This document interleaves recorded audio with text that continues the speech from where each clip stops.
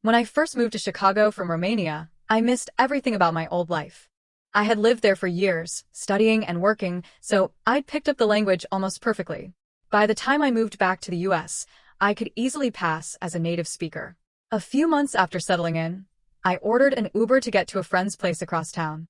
When the car pulled up, I immediately noticed the driver's name. It was unmistakably Romanian. I smiled, thinking it might be a fun little connection. Maybe we'd chat. Maybe I'd get to practice my Romanian again. But the moment I got in, I realized he was already on the phone. His voice was loud, sharp, fast, and very much in Romanian. I stayed quiet, planning to introduce myself once he hung up. But then I started catching words, and my smile slowly faded. He was talking about me. Yeah, I picked up another one, he said. American women are all the same. Fat, lazy, and dressed like they don't own a mirror. This one has a decent chest at least, but her face probably thinks she's beautiful because men here have low standards. He laughed, a deep, mean laugh like he thought he was clever. His friend on the other end joined in.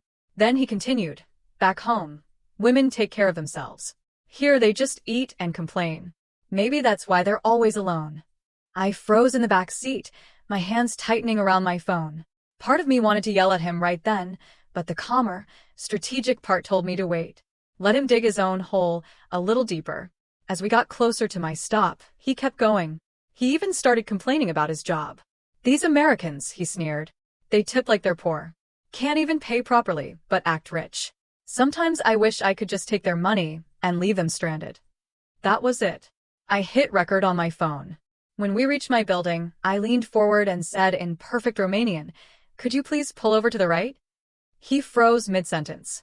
His head whipped around so fast I thought he might snap his neck. His face turned bright red, his mouth opened, but no words came out. He parked quietly.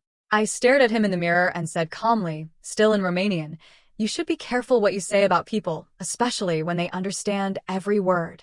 He stammered. I didn't mean. I cut him off and played the short clip I'd recorded, his own voice calling me fat, lazy, ugly. His eyes widened. Then I leaned closer and said, "You're not exactly a supermodel yourself. Maybe fix your attitude before judging anyone else."